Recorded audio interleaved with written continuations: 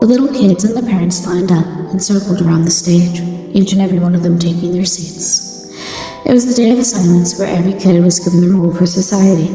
Abel shuddered as the breeze rubbed against his neck, whispering in his ears the fear and dread that already clouded his mind as each and every kid was called up to the stage.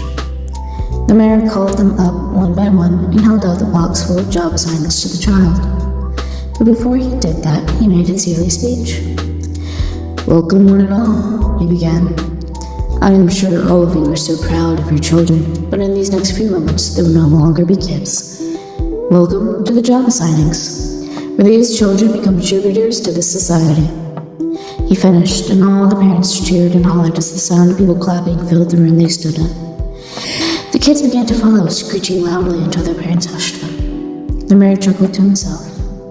He then began to call the names, each person walking up, taking out a slip of paper, unfolding it, reading it, and setting aside with their job assignment. The parents cheered, and the child's parents would stand before the crowd and cheer the child's name. Abel shook slightly as his name was neared. "Denker Varan," the mayor called. Denker chuckled, nudging Abel slightly as he walked up to the stage. The mayor gave his usual speech as Denker reached in and pulled out his slip. "Well?" the mayor asked. Denker looked down, his eyes widening ever so slightly.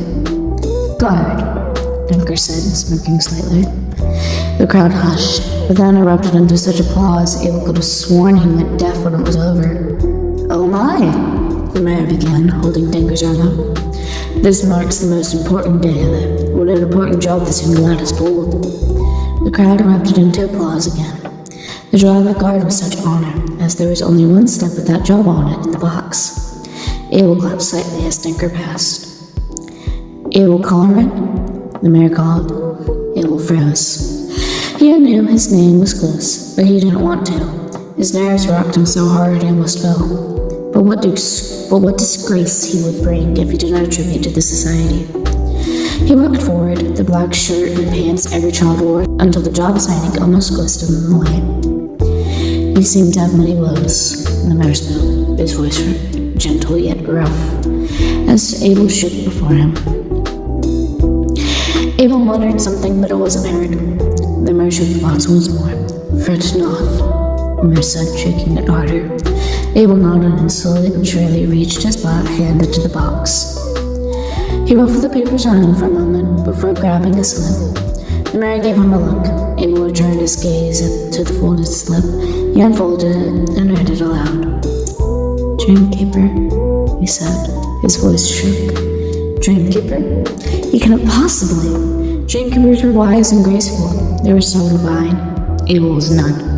He was an nervous wreck, clumsy and fretful. Dreamkeepers kept the villagers happy, giving them sweet dreams or nightmares, but all meaningful. They kept the dreamscape in check and held back the monsters of the void. They made dream catchers and potions or dust packets that would give certain dreams to people. The crowd erupted into a louder applause than Denker's. Dreamkeepers are just as important, if not more, than guards. The mayor patted Abel on the back. "What a wonder. I'm sure you'll do great," he said. But Abel shook more.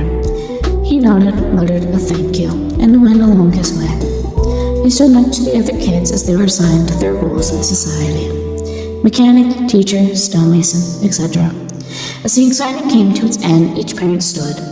The kids, no adults, kept in their line. They must, until a family member tapped them upon the shoulder, allowing them to move and go home, to sleep for the first day of work that followed the present day.